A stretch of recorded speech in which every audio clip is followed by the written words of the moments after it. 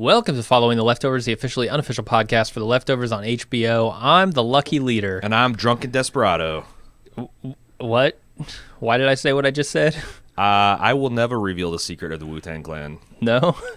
Okay. So if you notice, if you're paying attention to the credits, Andrea S., many people sent this email to us, and I got it right away, and I'll tell the story about that here in a minute. But Andrea S. was the first one to send it, that Damon Lindelof and Tom Perrotta put in their names through the Wu-Tang Clan name generator, which is, if you just Google it, you can find it. And they were credited as The Lonely Donkey Kong and Specialist Contagious.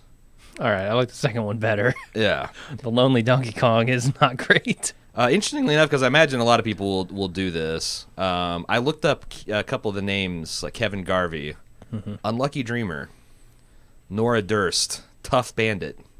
Okay. I like the Tough Bandit. Sure. It's Tuff too, so you can take it a lot of different ways. Right. Tough Bandit. Huh. So there you go. I'm the Drunken Desperado. All right. There a lot of Easter eggs in the beginning of this. It did the classic Leftovers credit sequence with the Perfect Strangers theme song. Yeah. Now, I grew up as an unironic fan of the Perfect Strangers. Yeah. Like I still think the Bibby Bobcat episode is like a top 10 funniest thing I've ever seen. Now again, I was like 11 when I saw it, but haven't seen it since. Yeah. It's pretty good. So I immediately recognized what they were doing. And yeah, I thought it's another amazing episode. What did you think? Did you ever see any of the rap videos that they put out around Perfect Strangers? I don't think so. I think there was only one. There was this. Was it Cousin Larry and Balky doing it, or was it? It was it was Bronson Pinchot or whatever his name is, doing a really terrible rap video, and this was tucked away in the darkest recesses of my mind, and then I was on YouTube searching around for like theme song and stuff like that, and this popped up, and I was like, oh my god, that's right. Yeah. It's maybe one of the worst rap videos you'll ever see. It's from the early 90s. Was a lot of bad rap in the late 80s, early 90s. Like, that was the go-to thing for like your principal to do during a DARE conference. It was like Bartman had a terrible one, the Super Bowl Shuffle. Yep. Like, oh, there's a new thing, let's do it without really understanding it. And without having any talent for it. Right.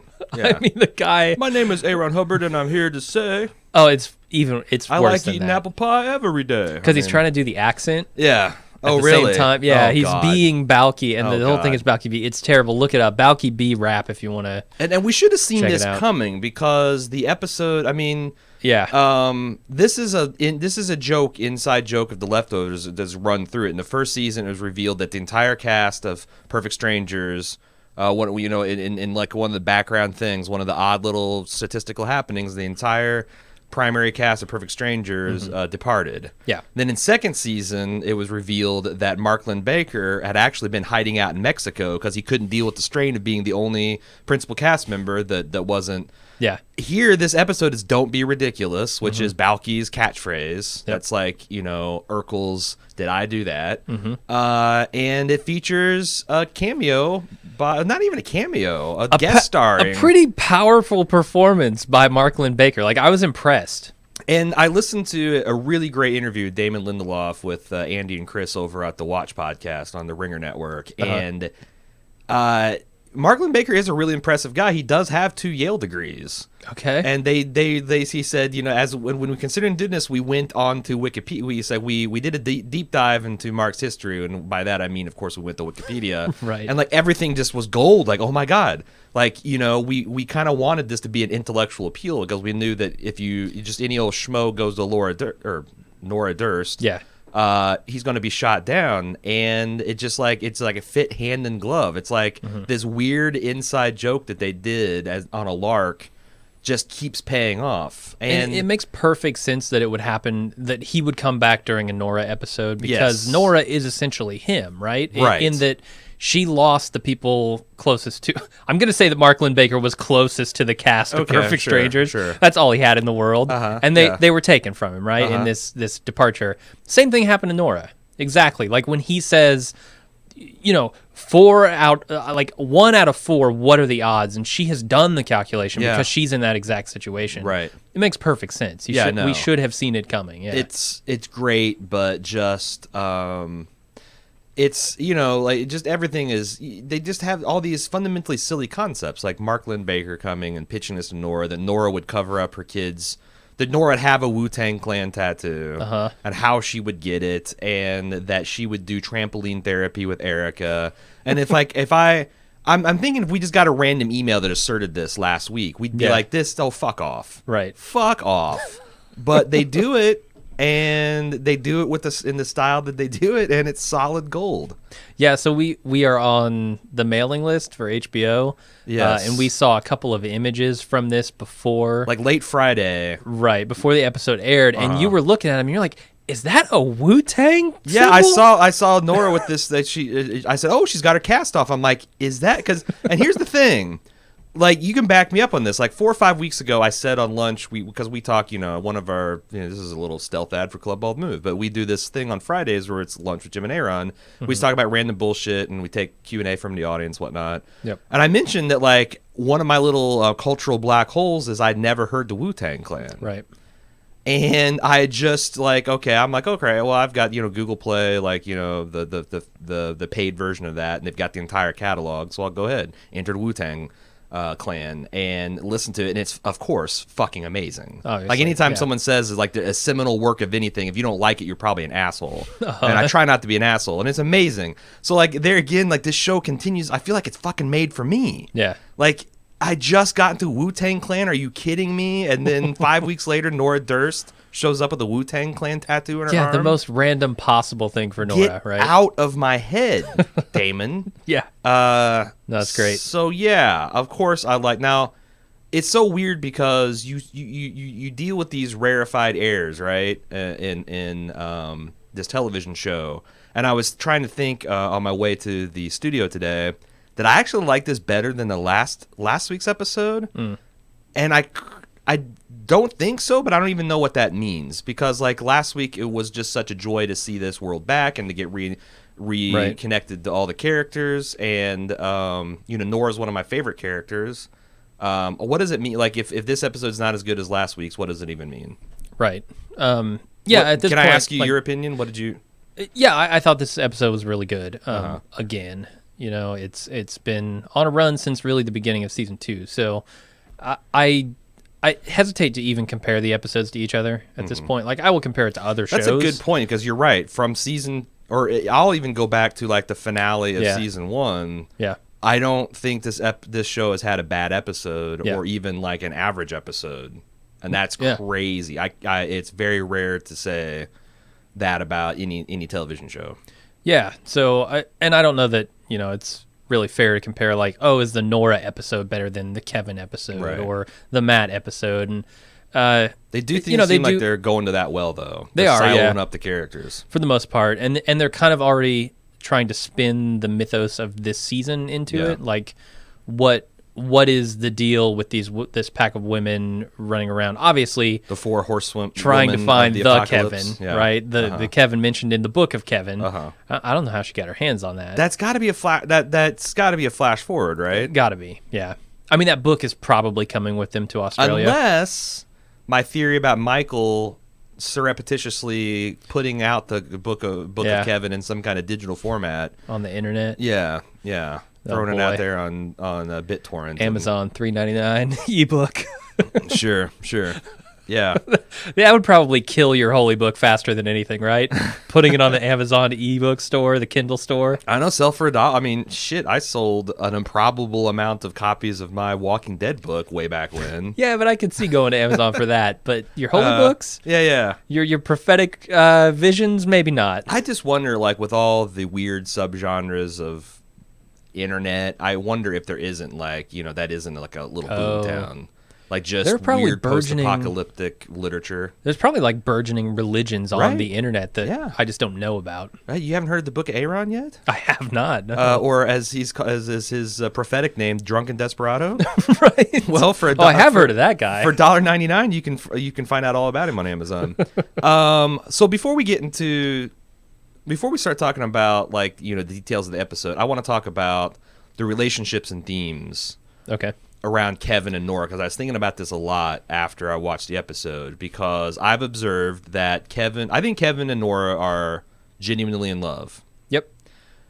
They do have this pattern where like they declare emotional bankruptcy. Like, I've been doing all this weird shit. Oh, you've been doing all this weird shit? Okay. Yeah. We're now open. We're going to be open and honest with each other. And, this started from like Nora saying, I don't know how to talk to you. And right. Kevin revealing like all the weird shit that he's been doing, and they get back together and have a clean slate, and then they start drifting apart. Mm-hmm. Like, Kevin can't tell her that he sees this dead woman. Nora can't tell Kevin or talk to Kevin about how badly missing Lily, having another child ripped away from her for reasons she doesn't really fully understand. Yeah, hurts. And we see in the season that like they're still going through the motions of being in love and being intimate and close, but they've drifted apart again. Would you say they're perfect strangers? Yes, I would, except for I had someone in feedback asserted that, and I'd hate to drink their milkshake. Ah, shit. Well, I'll drink it up. You drank it up. So that is an interesting theme. I also and I don't know where this is going.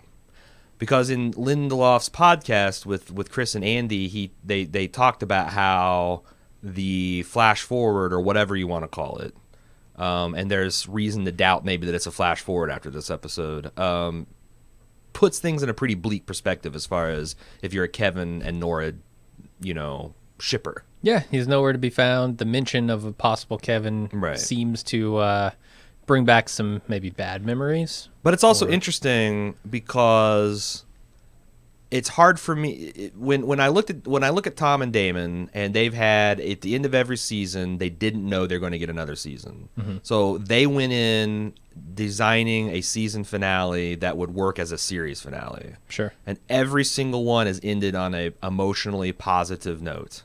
It's hard for me to believe that this, knowing that it's going to be the end, that they're just going to put the emotional screws to us. Mm-hmm. So I'm kind of taking that as a matter of faith, because to say otherwise, you'd have to say Damon Lindelof, when he's not sure he's going to get another one, goes for happy places. When he knows he's going to be wrapping things up, he just fucking takes a brick bat to your head.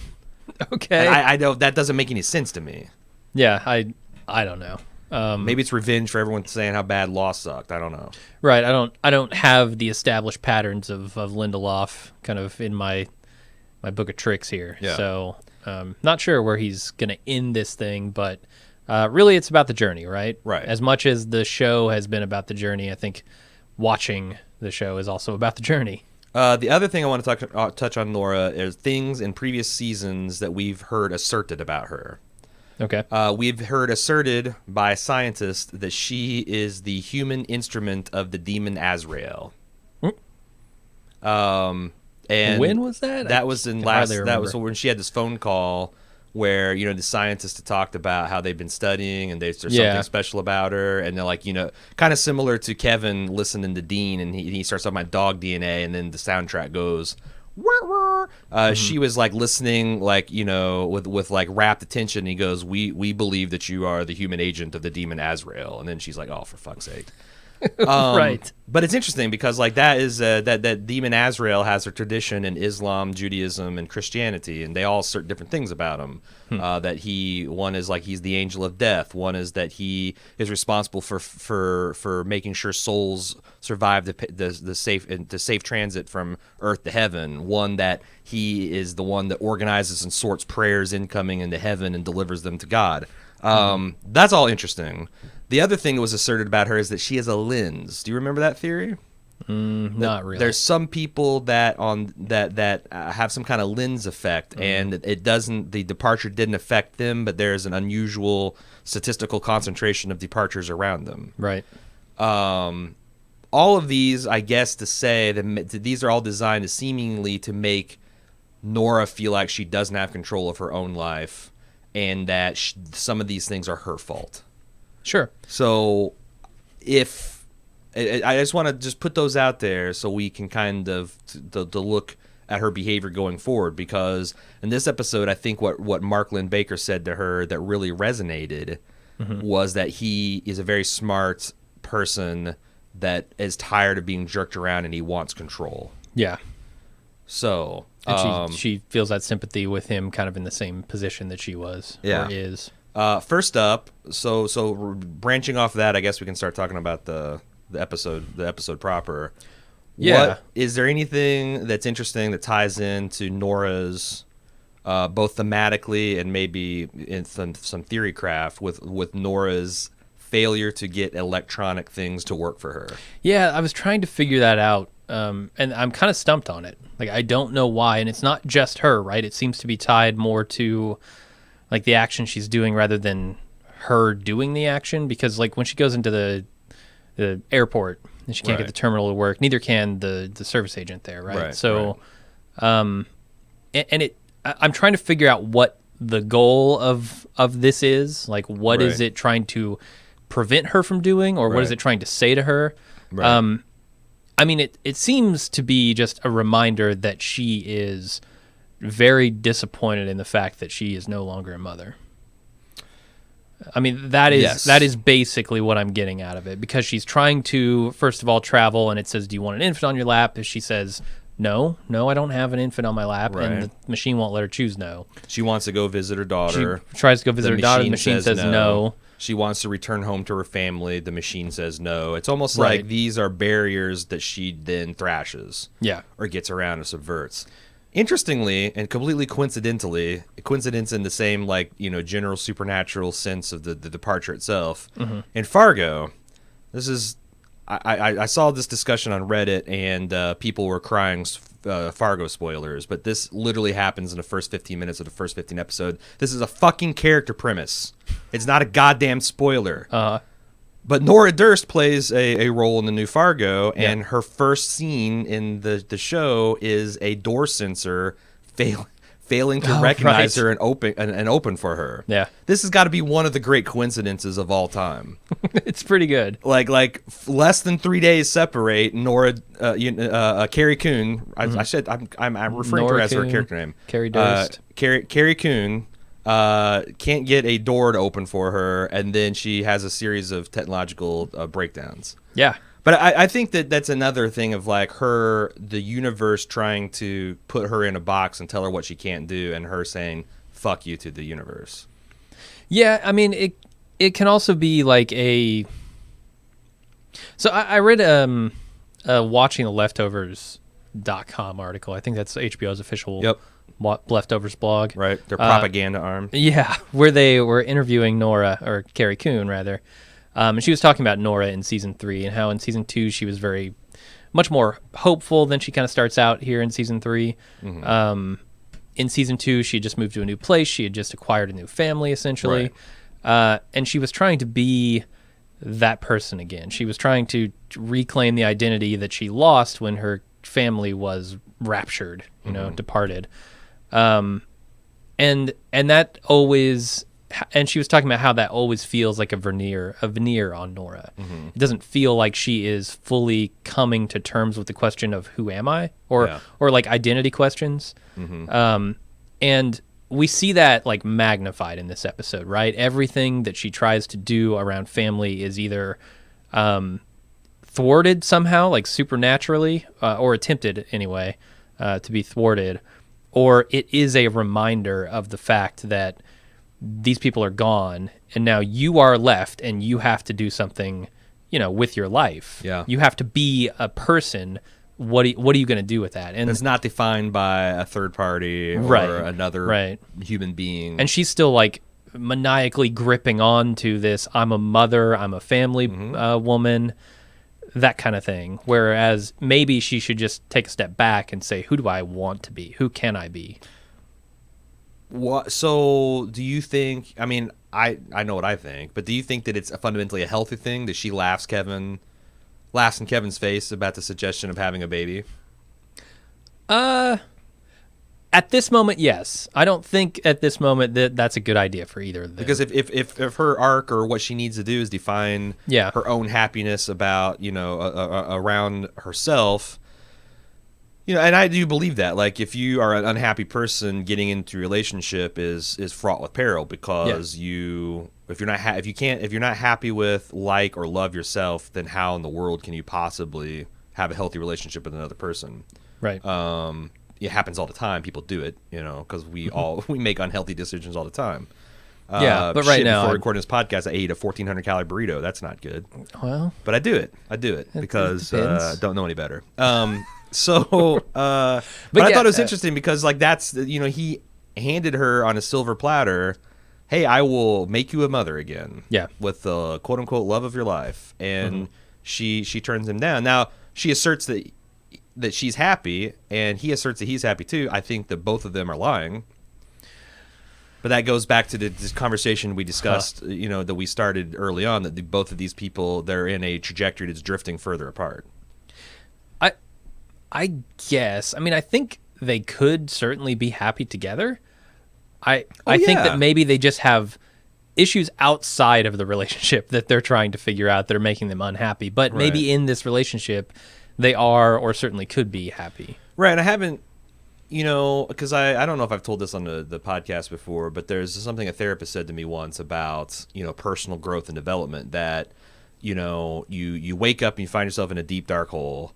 You don't know how you got in there. You don't know how you got it. You don't know how to get out. You struggle and you struggle. And you finally pull yourself out of the hole. You walk down the street and bam, you fall in the hole again. And this time you understand better which road, you know, you got there, and it's not as big of a struggle. You get out of the hole. You walk down the street and then you fall in the fucking hole again. This time you're a pro. You get out of it expertly. You go to walk down the street and you actually turn left and go down a different street. Yeah. That's like the different levels of personal growth. And I don't, obviously, and that most people that are recovering from whatever or trying to better themselves have kind of a similar struggle where, you know, you can't just stop the patterns that you've been sucked into. You can't make the trauma go away. I think that Kevin and Nora keep falling in this hole. And what I don't know is, are they getting better at getting out? And is their turning left going to mean going their separate ways? Because fundamentally they're tied together. Like they're what's brought them together is their shared pain and trauma from these events that happened to them. Yeah. You know, and it's for very different reasons. Like Nora lost everyone, Kevin lost no one. But in losing no one, he also lost his family for a time. Like, you know, they're like departure adjacent, I guess. Yeah. They finally wake up one morning and be like, you know, the thing that brought us together is this grief and a trauma, and we're not traumatized or grieving anymore, and we don't really have that much in common. Look at you, you're covered with tattoos. I just have the Wu-Tang logo. The Wu-Tang band. Might have intentions of catching up. I don't know. Yeah. I don't know, and that's the thing. I can see them parting ways mutually as a emotionally positive thing at the end of the season, the series as well. Honestly, I could. Man, it's hard for me to judge who kind of is maybe closer to avoiding those holes, right? Yeah, closer to avoiding the pits. I think Nora is so far this season more on the path. Now, I think that's going to change when Kevin gets to Australia. And does some shit with his dad, most likely, is my guess. Well, so, I mean, some of this is like how you choose to look at this evidence. Because one of the things I was struck by is, you know, Nora's very playful and dismissive about Kevin's book. Yeah. And she clearly is like, you know, the rational hero. She's the one like that's against bullshit and woo and rigmarole and all that other bullshit. Flim-flam, as James Randi once put it. Whereas Kevin starting to buy his own press. You think so? And, you know, pace our conversation about, you know, preseason about, like, what is the rational choice to make here? To believe in the supernatural because you've seen or to, you know, steadfastly insist, no, this is just a coincidence. I think it's interesting that they themselves, like, why isn't Nora? I don't know why I keep doing that. Why is Nora went to Jordan and Miracle on a leap of faith? That wasn't a rational decision. No. Why is she steadfastly refusing to admit that, like, hey, this book actually lays out a pretty compelling case for you that there's something special. I don't know what that is, but she's like, you know, she just continues to wrap all these conversations up and this irony. And also, I mean, I also don't know what Kevin thinks about this, because Kevin, he's a guy, he's an actor portraying a person having an emotional reaction, and I think he's pretty transparent to see that he's not good. Mm-hmm. He's not okay with this. He thinks there's something, and Nora just ignores it. Right. But I don't know if it's like that's only something that we as the audience are supposed to pick up on, or we're supposed to notice that Nora is not noticing it. Do you have any opinions on that? What I want to see is more of what Kevin is actually doing before I'm going to be sure where he's headed this season, because we don't actually know if he does take this bag off every time, right? I mean, he might be going to the hotel every day, every morning. Right. Don't. We're not sure just how deep this problem goes with him, and what he's doing to remedy it. So I don't know which one is farther along the path toward, maybe some kind of healing, I guess, but they both look to be pretty far from it at this point. Yeah. Like Nora's chasing down essentially what is her bag on the head, which is this machine that ionizes you with radiation, and then you go to the place where the 2% went. She's doing exactly the same thing Kevin is. Yeah, Mark, look, you get in this box and you'll just be disintegrated. Right. And she knows it intellectually, but emotionally, she is chasing this idea of motherhood. It's also family woman. Her rational mind is it's easy to say. I mean, this is such a story in one episode. Her rational mind is saying, I'm going to stick it to these fuckers. I'm going to expose them, and I'm going to strike a blow for righteousness. Yeah. But also, this would be a good opportunity to go see my daughter on the company dime. Yeah. Like, there's this going to Australia. Yes, she wants to expose this and say, but also, what if it's true? Right. Which, the other thing, and before we move on from Kevin and Nora, I also think it's interesting that Nora just can see right through Matt's bullshit. Like she says, I can see the lie wheel spinning in your head. I feel like that's a brother-sister thing, right? But I also think she's just a pretty sharp, emotionally perceptive person, because as Matt says, like, when have I ever lied to you? And, obviously this is hyperbole, but she says, well, that one time when I was 4 or 5 and our house was burning down, the parents inside, and you said they're already ahead. And he comes back and says they are. Which is interesting, because from Matt's perspective, I believe him. That's not a lie. Right. He possible, may be saying things that are false, but he believes them. Right. And it's possible that Matt's never told her a lie, but she asserts that she can still tell when he's being dishonest, but she can't pick up on Kevin's very amateur and ham-fisted attempts to conceal emotional truth from her. Well, that's what I think. I don't buy it. That's why I think, the brother-sister relationship here is the thing that really makes or breaks, because you can always tell with your family members, people you've spent your entire life with, a lot more about them than people you just met along the way, right? Right. So, I don't know, maybe she just doesn't know Kevin well enough. Right.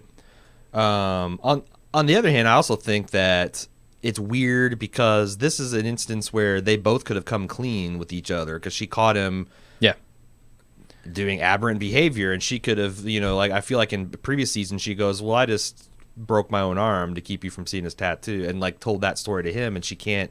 I don't know, it feels like something's fundamentally different in their relationship. I feel like this might be a conversation they have.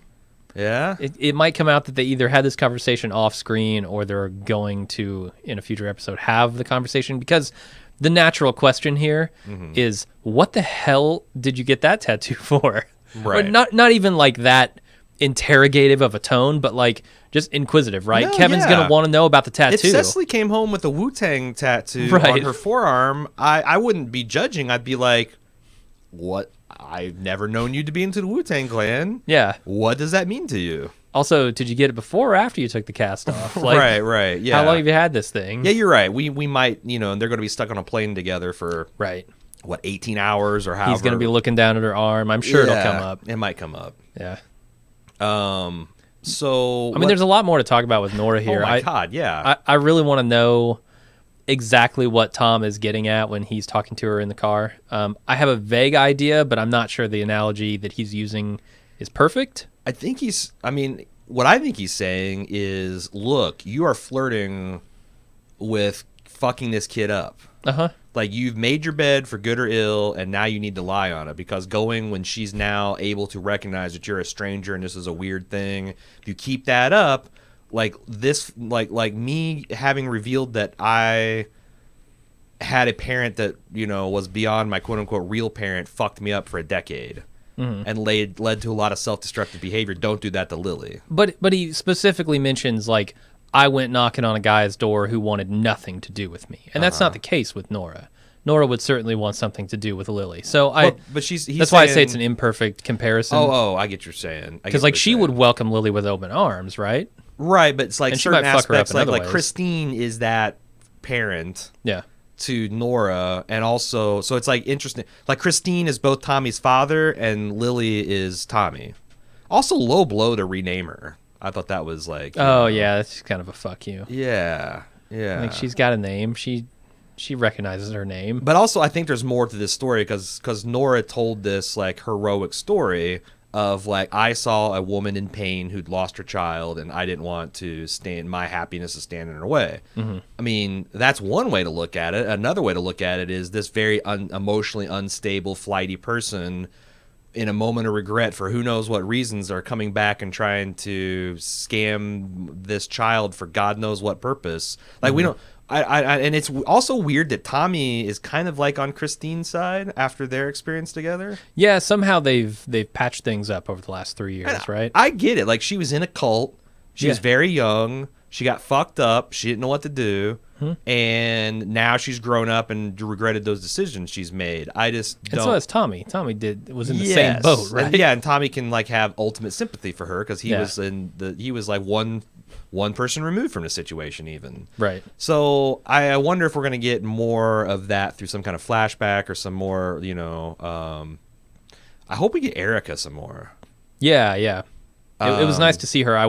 We weren't sure, you know, if she was dead, if she was out of the country or... Right. But she seems to be living just there in the neighborhood. In the neighborhood in Texas there, yeah. I mean, maybe not in Miracle anymore, but certainly someplace with an easy drive of it. Near Austin? Yeah.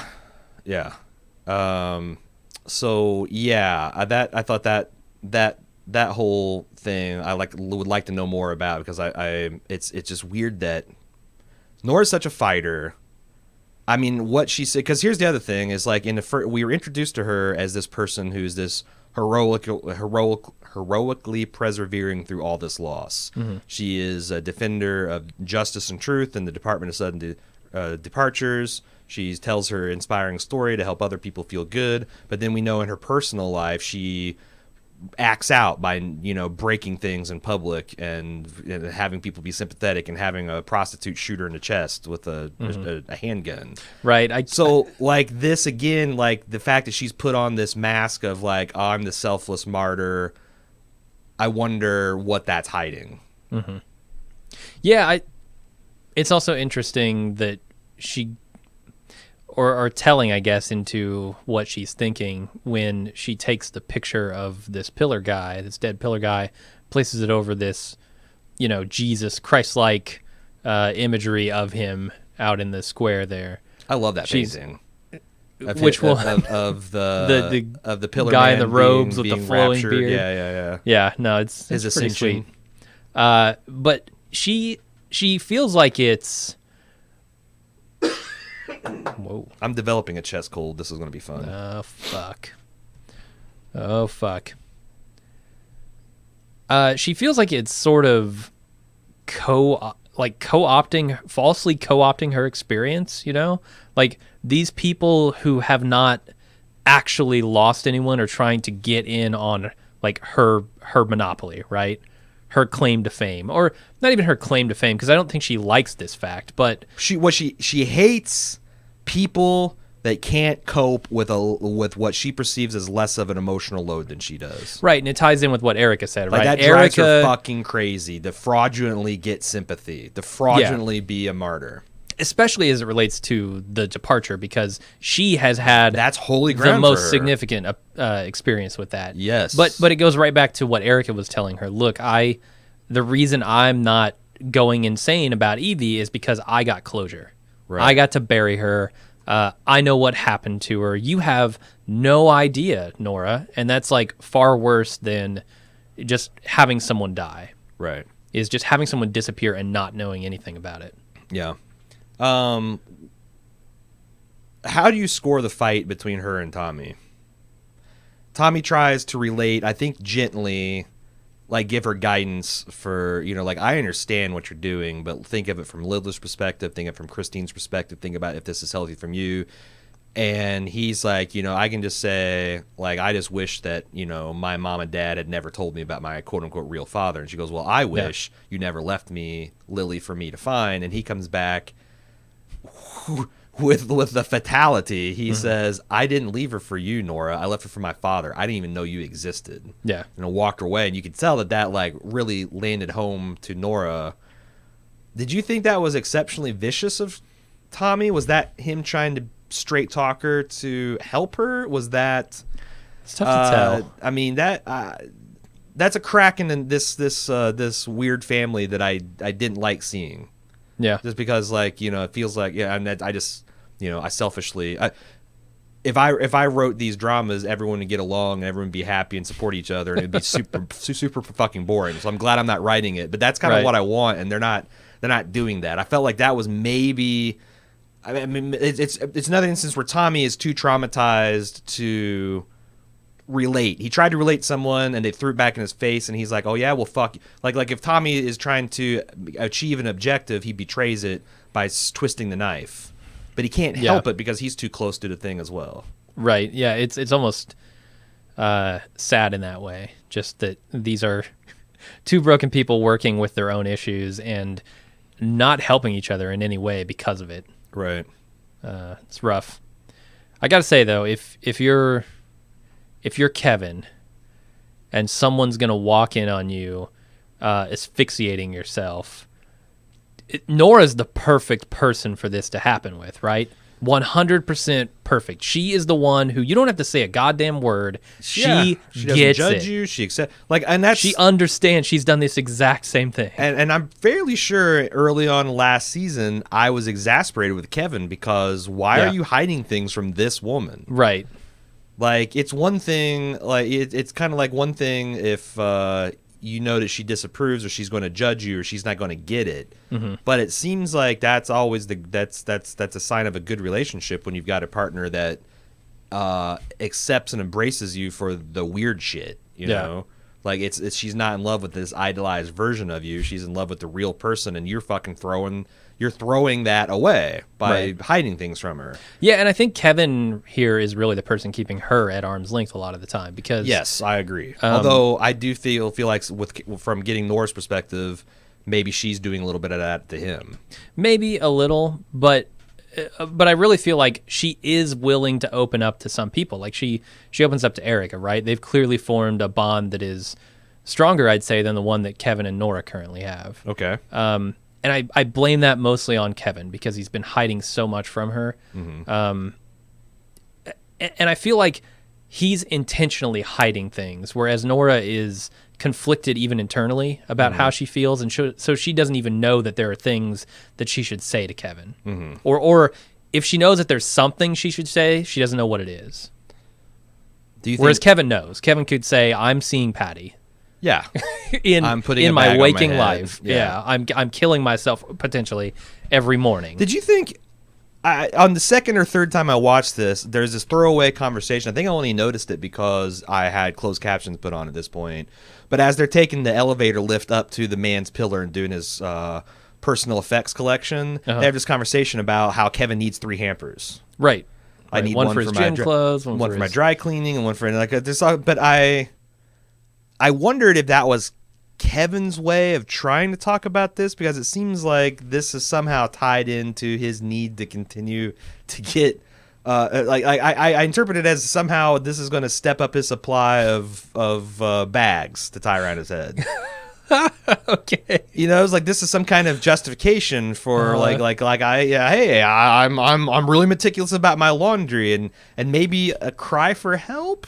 Okay, does that make any sense to you? Sure, you see that? I like it. It's a good theory. It's as good as any I've seen. I mean, on the other hand, the man's got legitimate laundry needs. That's true. I mean, how many pants has he just soiled with shit when he kills himself every morning? Right? Sure. Or he gets buried in mud, or he goes and gets in river mud or whatever the hell Reservoir mud. Yeah, it's not good.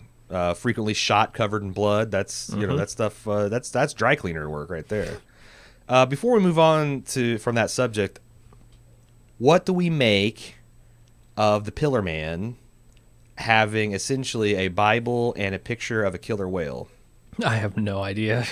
This was bizarre to me. I have an idea that this is thematically setting up things with Kevin or with Nora and Matt. That Matt feels very close to this woman who has done what she can to support this person who is insupportable, in a very clear way that, like, him and Mary's relationship, and that he's the most important thing in her life.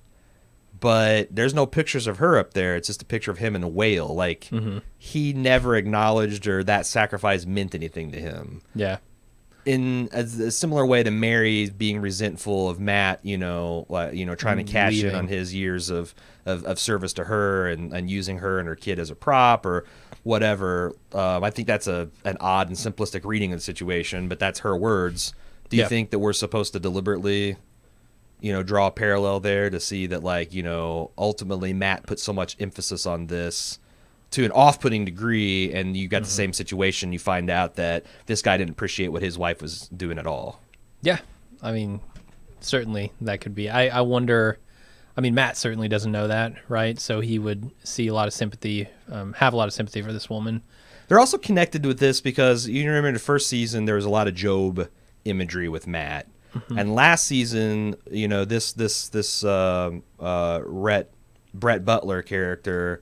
Was just this preacher out in the slum city that they had running around outside Miracle. Everyone trying to get back in. Matt went to her for a loan because he was desperate to have a mule or a coyote get him into Jordan. Yeah, and she puts him through a couple paces about to test his Bible knowledge. And one of the last questions she asked him is, what was Job's wife's name? And he said, she's never named, but she said to, if you still have integrity, curse God and die. What do we make of that now that we know that this is a Job, this is essentially a wife of Job type figure? Right. Because she... that I always thought that, like, the biblical Job's wife was not exactly supportive. She's like, you've had your kids killed, you've had your crops destroyed, you've had your houses destroyed, and now you've been afflicted with a painful disease, probably terminal. Like, why do you still praise God? Go ahead and tell him to go to hell so he'll kill you. I mean, I think she was pretty tolerant of the whole situation. Yeah. She waited a long time to say that, but... Yeah, you're right. It wasn't like the first time the windstorm came and knocked his house down, killed all of his kids. Yeah. Like, all right, we'll give that one to God. We'll roll with the punches. Yeah. I still believe, but once you have all these bad things happen, people who aren't quite as fervent change their mind. All right.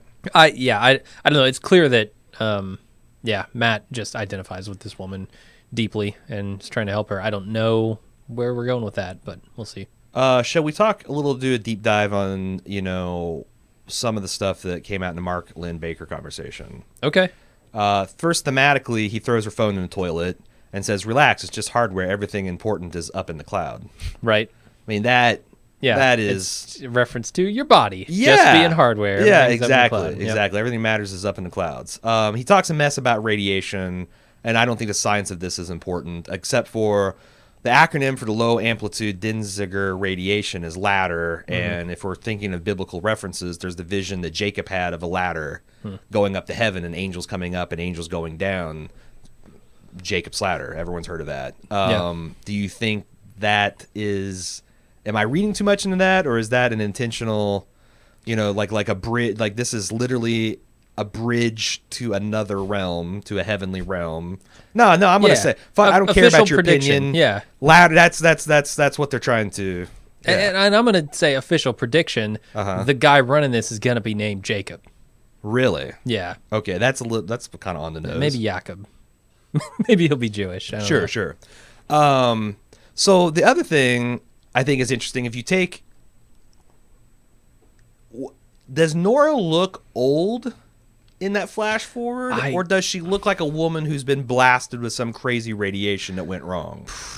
Because you think of her being a Linn. How do you distinguish the two? Well, you don't, but I'm just saying, like, this is a new kind of, like, possibilities open up to us. Because you put together the Linn's theory, you put together all this mechanical and electronic malfunction around her, especially when she's exercising her free will to go places. And I could see some crazy-ass thing where she's the sole survivor, everyone else in the room is killed.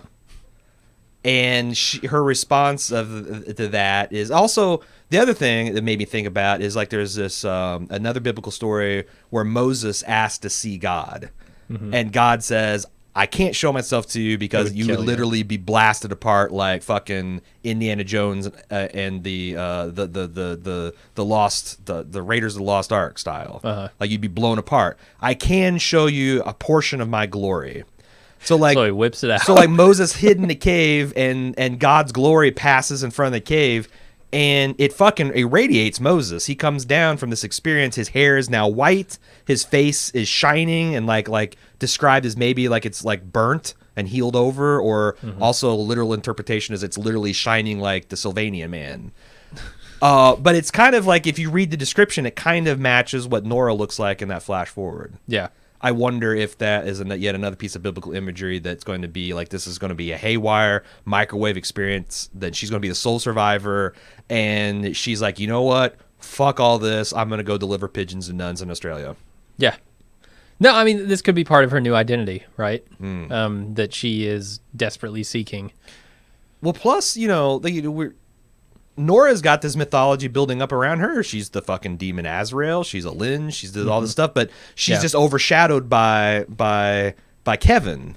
Yeah, and they take it in kind of the opposite direction here, right? Nora cursed. Yes. And Kevin would be blessed, right? Like, Kevin is messianic. Nora is demonic. Right. Kevin is trying to go easy on people and be like, you know, everybody, it's that old saying, it's like, everybody's got a great burden, kind of be kind to each other. Nora's like, no, fuck this is what really happened to this guy, suck it. Right. So there is like an evil, benign kind of tension to the relationship with you know, everybody else in the world.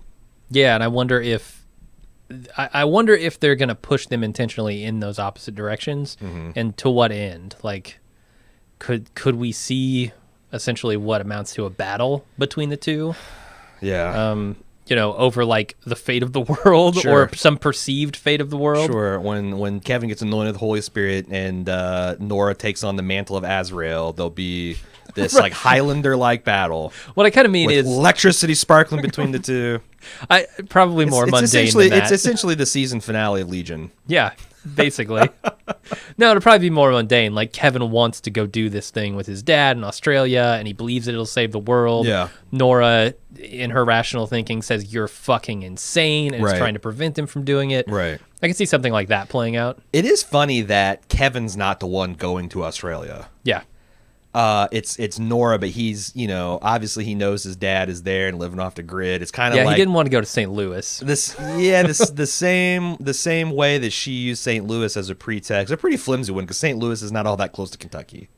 Oh, was it in Kentucky? Yeah, okay. yeah. It was Eminence, Kentucky. So many eminences in the Midwest. There are none of them particularly great. No.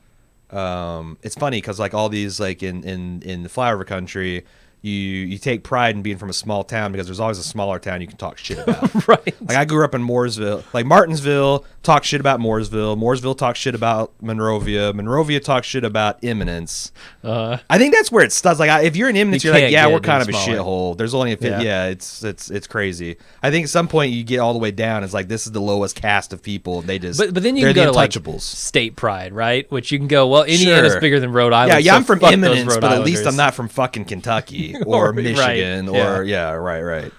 But to your point, yeah, I mean, Kevin is definitely using this as a pretense to get to Australia. Seems like it. To hopefully meet up with his dad. Yeah, but I think that's also, if you're writing a book about him, that's an interesting detail, that he's like not of his own will that he thus conveyed to Australia. You know, whatever. Right. I do really love Nora's like playful shit about Kevin being like, and thus she did kiss the lips of Kevin. And lo, it was good. Right? Well, and then when I'm not ready to get there, but also just to your point, it does seem like Matt has written the book of Kevin in his very florid biblical language. Right. Like he raised his hand unto them and they did not respond. Yea, verily, he clasped the stone to his chest and jumped into the water. Seems perfectly natural. I think I put a bit more spin onto it, but it does seem like he has...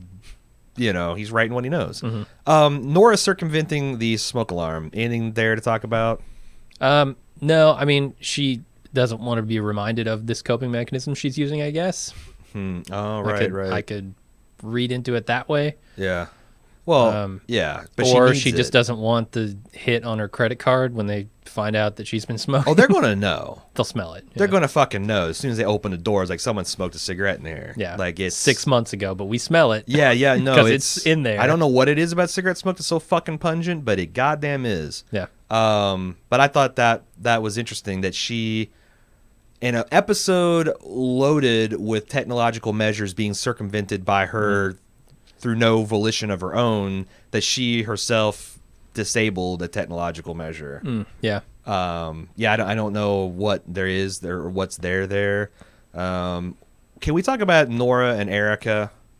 Erica seems fine, and she attributes it to, and this seems to be like a recurring theme, that the reason the people in Departure can't get closure is because we can't observe any of the Judeo-Christian or whatever burial customs we have for our people. Like they're just that this is it's like it's a difference between a missing person and a dead person. Erica says, I got to bury my little girl, you didn't. Yeah, I don't know if it's tied specifically to the act of burial, but just like knowing what happened to them. Yeah. Because that's the thing. Like, maybe that's what it is. She wasn't saying so much I got to do the custom, and that's like. Although I do think there is. I mean, I'm a weirdo, and I don't like. I feel like all burial customs are all kind of creepy. Yeah. Like the idea that we put people in plush boxes inside of concrete vault and preserve them to maintain their body integrity for as long as possible. Yeah. Seems like a fucking contradiction of the natural world, and it creeps me the fuck out. Yeah. So. But no reason to do it. A lot of people derive a lot of comfort from those things. Sure. I'm just one of the weirdos. It's like, no, like if you can just bury me in a hole, that'd probably be ideal. Otherwise, cremation. But yeah, I guess knowing the difference between a dead person and a missing person is the missing person. I think Nora articulated this. You're always waiting for them to walk through the door. Yeah. Dead person, and you can get closure and move on. Trampoline.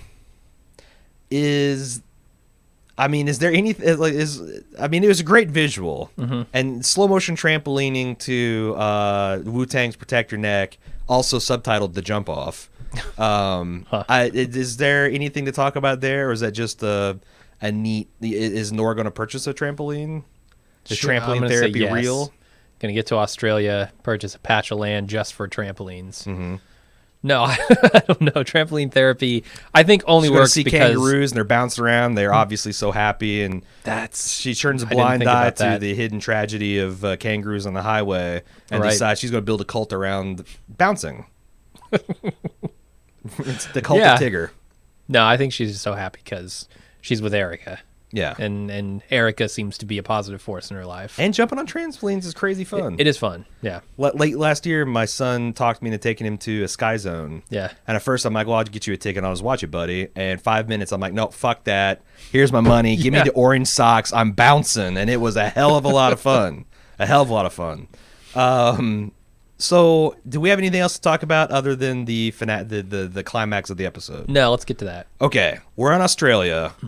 We are following a chief, Kevin. Chief of police named Kevin. Unknown his last name, right? Yeah, I don't think so. He has a license plate ZCU 666. Get the fuck out of here. Number one. He runs over one of the acolytes of the bounce, the kangaroo, puts it out of his misery. He goes back to the police department and busts the balls of a deputy. Which I don't understand where that fits into this story. Right. It seems to be inconsequential. Well, I mean, because I'm sitting there racking my brain trying to figure out what the hell does this mean, and the thing that I can come across is obviously the deputy thinks he's doing nothing wrong.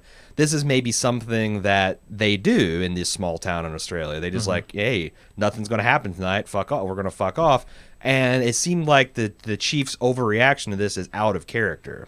Right. So maybe the chief is going through some shit. Maybe we'll find out what it is. Maybe we won't. Him running over to Kangaroo is like something that stressed him out or pissed him off or reminded him of it. He takes it out on the deputy, and then the four horsewomen of the apocalypse drown him. And because they think he's the Kevin of the Book of Kevin. I mean, talk about coincidental timing.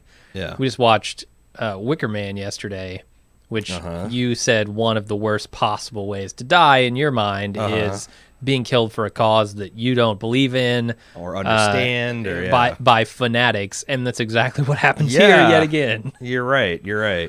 Again, the show's made just for me. Yeah. I don't know what you guys are doing watching it and listening to it, but it's clearly made for what the hell, Drunken Desperado, right? Everybody else, you it's just collateral joy, I guess. So they dart him, they knock him out, they tie him up to a teeter-totter and submerge him until he drowns. They bring him back up, and I feel like that if they wanted to, they could have resuscitated him, because a drowned person, I've always heard, is pretty easy. Like if you put some air into their lungs, they'll come back because they're not really dead yet. They're just unconscious. And what was crazy about it is these women that went for certainty that that he's going to come back to life to kind of panic, and in the middle of it, Kevin Sr. comes out. Right, so what the hell is going on in this situation? He doesn't seem to know these people. Now, it may turn out that he does, and this is like some wry greeting. It's like, what kind of weird coincidence would it be for these people to pick his home or place he's staying to drown this guy, Kevin? And how did he not know about it? Does he have this seesaw to the lake, to the pond, just there at all times? Like, what is he doing with kangaroos? I don't know. Is he drowning kangaroos? Let me ask you this. Why is this built in his front yard, and how does he not know about it if he didn't build it? I don't know. And also, did they drag? So the other possibility is this is still the chief's house, and Kevin Sr. was staying with this other Kevin. I'm just saying, like, all the different possibilities. So there's possibility A is this is a coincidence. These women took this guy to this place to test kill him and bring him back to life, and Kevin Sr.'s happened to be there. Other possibility is Kevin Sr. staying there, and these are kind of acolytes of his, which explains why they might be ahead of the curve on the Book of Kevin. Or maybe this is something that Matt is secretly sharing, because they've had.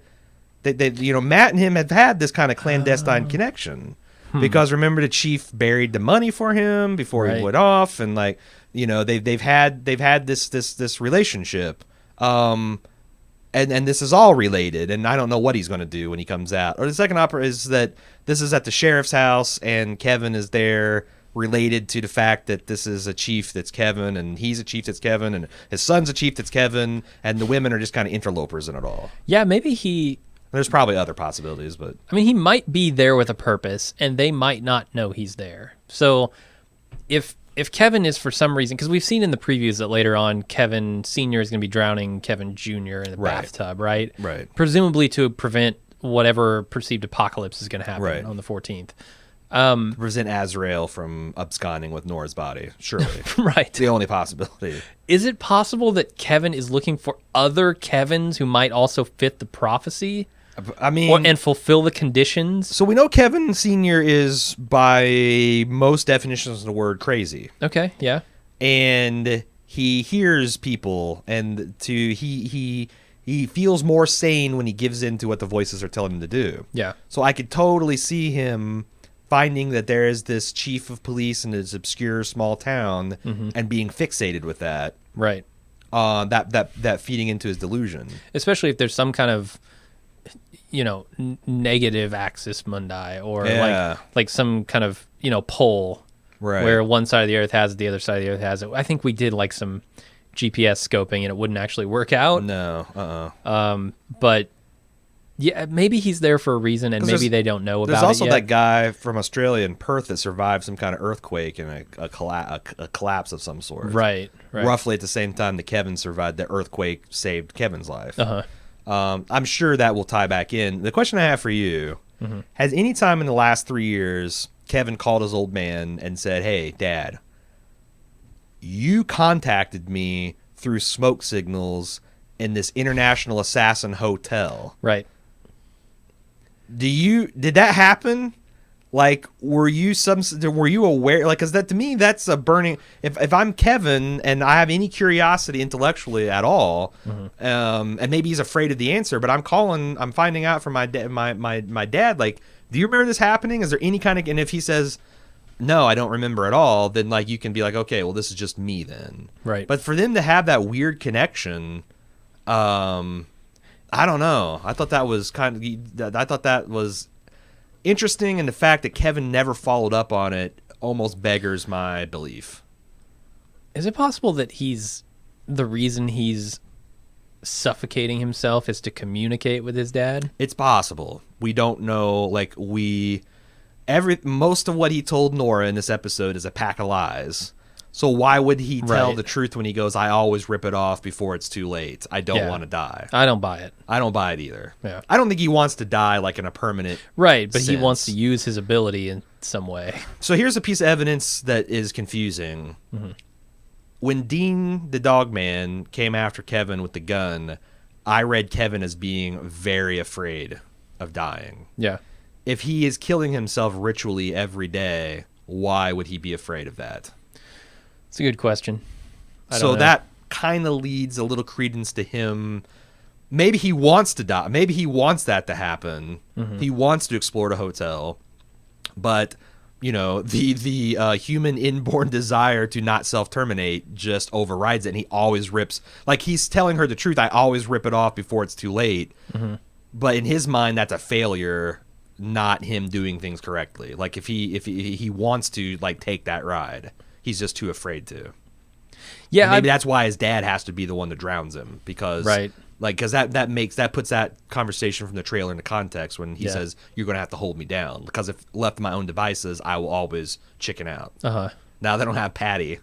Now they don't have Patty as a source of strength. Yeah, I mean, he has tried to actively kill himself before. He jumped into that river. But that was when he was sleepwalking under the influence of Patty. Like, has Kevin... No, not that final time. Yeah, the only time that Kevin has chosen to die is when he drank the poison. Right. So... Yeah. Yeah, again, I don't have any real theories. I'm just trying to lay out all the information so that we can, as we're watching, nobody's left behind. No, I'm pretty sure we'll see more about it. Okay. We'll get more insight into that relatively soon. What else? ZCU 666. We already talked about that. I just want to emphasize it. What else? Is there anything else that we haven't talked about? Oh, Freddie Rumsen in this episode. Oh, yeah. I knew that because he's shown up before in a minor role. Freddie Rumsen is a guy who is a character from Mad Men. I don't know the actor's actual name. But he shows up here as Nora's direct reports, maybe? Yeah. Maybe the guy that just manages her expense account? I don't know. Some guy at the DSD, for sure. Right. So I think that's all I have to talk about. I have a ton of feedback. Do you have anything else you want to talk about? I have one last question for you. All right, I'm ready. I'm braced. Can the holy balls be busted? Will we find out? Probably the best line of the episode. I loved it. So, like, the other thing about... I guess there is one more thing to talk about, because you remember yesterday I talked about Sarah, or last week I talked about the biblical Sarah. Yeah, she was renamed Sarah when she preposterously and inconceivably conceived a child, who later became the father of Israel, literally. Kevin now says to her, "We should have a baby together." That seems to really lean into that interpretation. Just want to throw it out there. Okay. Well, of course, more needs to develop on that front, but yeah. And maybe that's like her destiny that she's running away from, because she's the demon Azrael and she's not holy at all. Right. But it's also it'd be interesting if, like, what if they try and and they're one or the other is infertile, or maybe both. What if she gets blasted by radiation and becomes infertile? I was getting to like maybe his holy balls are in fact already busted. maybe no, you get blasted with radiation, like, you know, we talked about some of the things of that, but like absolutely one of the things that would happen is you'd probably be infertile. Yeah, I mean, that's shit the Nazis did when they're sterilizing people. So not only would you look like you were 90 years old, but you would not be able to bear children. Yep. Now that I'm engaging in the lowest kind of podcasting. I'm a theory crafting. Oh shit. Nora does look old as hell. She does look like the biblical Sarah. Mm-hmm. Like if you said that a woman in Nora's condition at the end of that episode was to bear a child, I would say that was like a biblical miracle. I'm just saying. Yeah. I'm just saying. I don't know what I'm saying. Okay. Because I don't want to make a theory that has no supporting fact except for maybe one observation. Okay. Anything else you wanted to? Nope. I'm good. Right. If you'd like to send feedback, you can do so. leftovers@baldmove.com for consideration. Got a lot of email, a lot of stuff on similar topics, and a lot that we just don't have time to read. Try to do my best as the editor here to select some good ones. Sarah M. Interesting. Sarah. Oh, have you boy. birthed any nation, Sarah? Simeon Stylites was a 4th century fella. This is background about the Pillar Man. Because we talked about we're not sure if there's any, what's the deal with him standing on the pillar. Mm-hmm. So 4th century fella from what is now known as Turkey. At a young age, he became obsessed with Christianity. He entered a monastery as a young man, but was deemed too ascetic for communal life, so they booted him out. He was too Christian for Christians. He then locked himself away in a hut and was known for passing the whole of Lent without eating or drinking. Holy shit, 40 days without eating or drinking? Is that even possible? I don't think... No, I know for a fact you cannot go 40 days without drinking. Right. Maybe he was licking dew or something. Or maybe he was just cheating.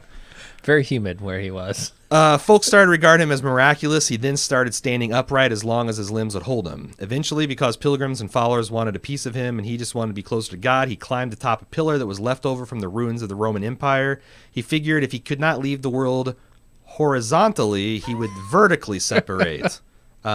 Good call. Yeah. You know, now get on the Z-axis. Yeah, and see Jesus what said, happens. separate yourself from the world. You can't really do that moving horizontally. What about like a 45? 45? Just a 45 degree. Yeah. Oh, yeah. Get both. Get both happening. It's less efficient going straight up. Get a posturepedic. What I'm trying to say is get bent. Get bent. Yeah. So they say that he would get sustenance from children who would climb up to feed him, or possibly using a bucket and pulley system similar to our mysterious friend in Leftovers. Later, he became more willing to engage with his followers and disciples as long as he could do it from a pillar. He would take his audience with folks who would climb up, send letters to his followers about the way to live their life. There are some remnants of these letters still, apparently. Our friend in the pillar in Jarden also wrote letters to a man in Australia, right? Mm-hmm. So that's some background about the pillar guy. I feel pretty strongly that they probably got that from their friend Reza. And I don't know to what end, especially now that the Pillar Man's dead. But it'll be interesting to see if any of this stuff kind of pays off. Is that why David Blaine does the stuff he does? I don't know. Apparently, she also said that that's kind of any kind of aesthetic person who lives in a pillar or like a high place is called a stylite. Okay. Named after this guy. Yeah. So there you go. So David Blaine would be a modern stylite, I suppose. Yeah. Andrew B. Can we call the followers of Kevin the Kevinth Day Adventists? I say we fast track that. We push it through committee. And all in favor say aye. I believe the ayes have it. Aye. Yeah. Kevinth Day Adventists. Done and done. Eric L. I've been rereading the book Zealot by Reza Aslan, who, as we know, is a consulting producer on The Leftovers. I thought I'd share a little context it gives on the weirdness of truth in biblical literature. By the way, I also know that Reza Aslan is somewhat a controversial figure, right, especially amongst internet folk. I don't care. You can listen to our podcast last year if you want to debate whether he's a jackass or he's a charlatan or whether Sam Harris is the worst person ever. Don't have any dog in that fight. Mm-hmm. Anyway, in his book, he says a lot of the New Testament is written as much as a century after the fact, likely by committee. This email was spawned by me saying that, the biblical Matthew just wrote down what he observed about Jesus. Right. Which is not, of course, literally true. These were written down as much as a century after the fact, likely by committee, and is very clearly not factual nor meant to be. Jesus' trial before Pontius Pilate, for example, is almost certainly made up to make the history of Jesus more palatable to a Roman audience by absolving the Romans of guilt. Historical records, Aslan notes, showed that Pilate sentenced countless Jews to death without a worry or thought, much less an introspection or trial. Furthermore, there's no historical evidence for any Passover tradition that allowed prisoners to be released, as they do the whole Barabbas thing in the Bible. This non-fact wouldn't have been seen as a deception by readers at the time, though, as Aslan continues to explain. The relationship between facts and capital T truth was much looser back then. Back then? I think that's something coming back into style. Yeah. The facts of the story that Jesus did almost certainly not get any sort of trial aren't as important as the capital T truth that the modified story conveys, that Jesus is the Messiah. With that in mind, the new book of Matthew about Kevin is probably distinctly unlike ancient biblical texts because Matt is likely being clearer with his facts than any ancient writer would be. He's also writing about Kevin as it happens, ostensibly to record the actual happenings as opposed to writing after the fact in order to tell a greater truth with the facts aside. Who knows what's actually in that book, though, and I wonder if the show will use it to grapple with the question of facts versus capital T truth. All those, I think, are pretty much secularly true. It's not, I mean, Luke and Mark were not even an apostle of Jesus. Matthew, the book of Matthew claims to be the historical account of the apostle Matthew. John claims to be the account of the actual apostle John. But even John, I think, was written like when he was almost like in his 90s. He's really fucking old, and he wrote it. Isn't that one of the ones he wrote from prison? I don't know. No Revelation was. Yeah. So anyway, I thought that was interesting, the distinction between the biblical Matthew and the current Matt. Chris E. This episode went a long way towards clarifying some broad themes for me. I'm already really feeling the idea of Kevin and Nora as perfect strangers, as corny as that sounds. Outwardly, they seem to have a healthy, happy relationship, and I do not think that has been faked or manufactured in any way by either of them. After all, opposites do attract. However, more than one thing can be true. They're also quite clearly dealing with some shit. Kevin recovering from the patty of it all, the experiences he has been through, and now the book of Kevin, all of which are leading him down a path of faith. Nora, on the opposite end of the spectrum, only finds small solace in the instances of science and logic she can hang her hat on. Debunking fake departures and now potentially a scientific explanation for the departure, these forces are clearly pulling the two characters in opposite directions. Yeah. I believe this will all come to a head in Australia as Kevin encounters his first set of followers and Nora her physicist saviors. And frankly, because, as we know, the crazy meter is always on tilt in Australia. Hey, taking a shot at the lawless land of Australia. Yep. That probably will be popular. Yeah, I mean, we stole a lot of thunder from this guy, not just the Perfect Strangers thing. We drank a lot of milk. It was a milkshake. We sure did. Sorry about that. But yes, I mean, obviously, then we agree on all points. I feel him on this coming to a head because you're right. Nora's going to have a showdown with these, real life explanation of the departure people. And Kevin is going to, it seems like, undoubtedly come across acolytes of his, if nothing else, his father. Yeah. And Kevin's going to have probably experiences that feed into what he's already kind of feeling. And I feel like that Nora, if she continues on her trajectory, this is going to be another disappointment. Like, if my wildest thoughts come true, she's going to get blasted with radiation that kills a whole laboratory full of people. She'll be the sole survivor. That's pretty hitting rock bottom as far as a rationalist goes. I mean, the one image that we have of her that makes me, say, is when she's getting into that box full of styrofoam peanuts. I don't know if she's being shipped somewhere to maybe this, undesignated location or something, and she's not able to see it, and so they pack her away and drive her there. Right. Or if she, this is part of the procedure, and maybe she's going through with it. There's a lot of things it could be, and I don't want to speculate too much about it, but clearly she's going to follow some sort of thread down this rabbit hole, right? Yeah, I mean, the packing peanuts is what's weird because surely that's not a procedure. Right. You wouldn't think so. To be vapor, you have to be suspended in styrofoam peanuts for the. I mean, is it any weirder than I guess anything else? And that's the thing. with this kind of pseudoscience thing, like who the hell knows? Yeah. And Mark Linn-Baker's a smart guy, but he's also clearly dealing with some shit that would impair his judgment. So yeah, I don't know. I had something else I wanted to ask, and it's done left my memory banks. So maybe I'll think of it later. Anything else you want to add, or nope. Keep moving on? Barry C. Actually, before we move on, can I cough again?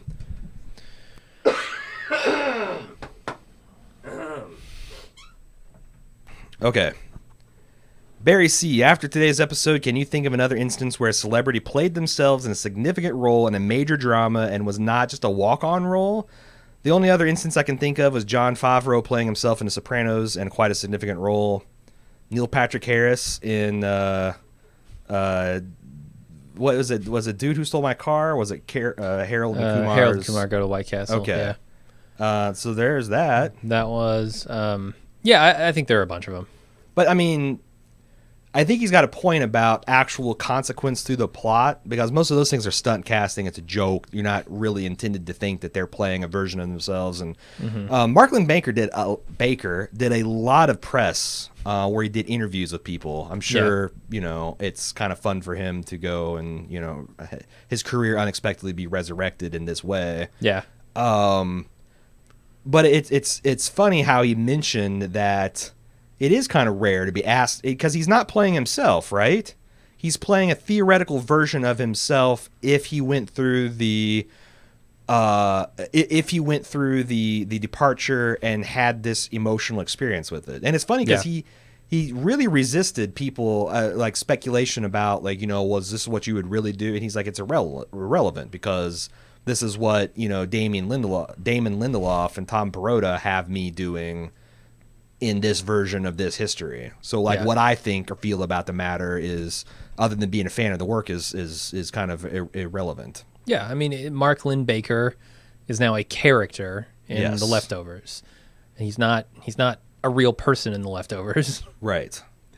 He's just a character that happened to exist at that point in the real world. Right. Like he's I guess a departure from the true person Mark Linn-Baker at the moment that the like Perfect Strangers ended, right? Right. And I think after that it becomes a character. It's funny though, because it is interesting when you see people, like when you see celebrities doing cameos, it's usually like Patrick Stewart or Liam Neeson on Ricky Gervais's show, where they're doing like an oddball take on their public persona, right? And playing against type to get a humorous effect, or they're showing up as their public persona, because like what is Patrick Stewart like really, right? Like only his really close friends and family would ever be able to tell you. There's a Patrick Stewart you see at the conventions and doing Enterprise commercials and all this other stuff, but that's not Patrick Stewart the man either. Yeah, it's a version of him. That's the public character that he chooses to play. Yeah. I don't know. I think that's super interesting. Aaron C. All I have to say is that they don't play the theme music from National Lampoon's Vacation for episode 3's opening. I'll be sorely disappointed. So I'm not a big fan of National Lampoon's Vacation. The next episode title is called Crazy White Fella Thinking. I'm assuming that's some kind of National Lampoon reference. Yeah, I'm not. It's lost on me. Me too. Do you think that the rest of this season's intros will be as tightly coupled with the title and the theme music as this one was? Because I almost feel like Damon Lindelof would avoid that kind of thing. Yeah, if I were writing this, I would intentionally not do it again. Right. I would do it once so it has the impact, and then, it loses the impact with repetition. Right. But then, some guys like Vince Gilligan lean into that shit. Yeah. Like, I remember the first season of first season of Better Call Saul, like everything ended in an O. Right. 5-0, Nacho, all that kind of crap. And then occasionally it comes back and it bites him in the ass. Like I don't know.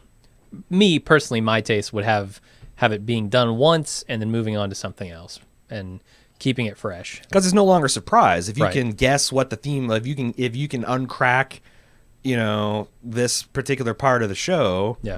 with a simple cipher, like, look at the quote. What is that quote in reference to? That's the music's going to play. Yeah.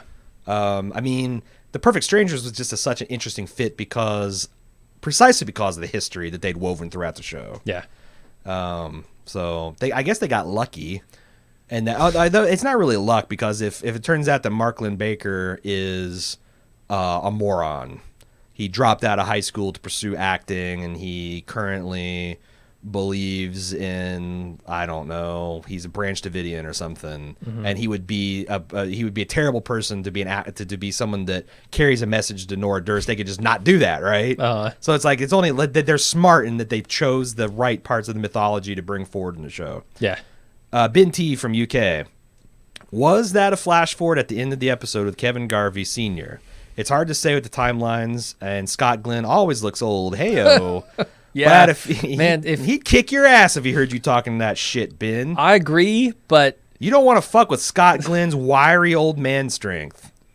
Yeah, I'm just gonna say, he sometimes looks like he could give Tommy Lee Jones a run for his money in the crag wrinkles department. Yeah, the wrinkle off. Yeah, Damien wrinkle off. But I have a feeling it might be a flash forward, and it's kind of segueing on last week's episode. But hey, I've been wrong many times before because of this show. Yeah, no, I think you're right. I feel you on that, because if that could be Scott Glenn 15 years in the future, it could be Scott Glenn after 6 months of being in the Australian ozone hole and not right. Wearing hats, you know? No, but I'm not going to wear those fucking cork hats, all right?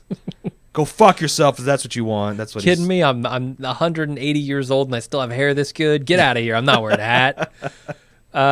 Yeah, no, I actually think you're right. I think this is a flash forward because these people have heard of Kevin. They know, of his tales. Yeah. I don't think word has gotten out yet. Now, I certainly could be wrong. Michael could be spreading the good news here, but or Matt and him could have a back channel. Or Matt. They're communicating through smoke signals through the television. Right, but I got the impression that agreed. These people were not yet related to Kevin. Yes. And they clearly already knew about the larger Kevin, the book of Kevin. Right. So I'm thinking it's some flash forward. And also Kevin Sr. would fucking know they're wrong. Right. And the other bit that we've seen in Australia this year is a flash forward, undoubtedly. So, well, unless it's Nora after she gets blasted by... But it's still a flash forward. Okay. It doesn't have to be like a long period of time. It doesn't have to be 20 years in the future, but you're right. It's before the... Okay, it's after... Okay, I see what you're saying. Yeah. Where would you have ever seen on TV that scene of Nora catching Kevin choking himself? I mean, this scene is what separates some other serious dramas, maybe the exception of Game of Thrones. But that scene was priceless, and the chemistry and the acting between them is amazing. You knew that any dialogue, you knew what each character was thinking. Yeah, you don't... I mean, that's why I was talking about last week, man. You don't see shows where people ritually try to kill themselves. Yeah. In interesting and inventive ways. And then other ones have not. Like in a standard drama, Nora would come home and be like, oh my God, this is crazy. You have to go see.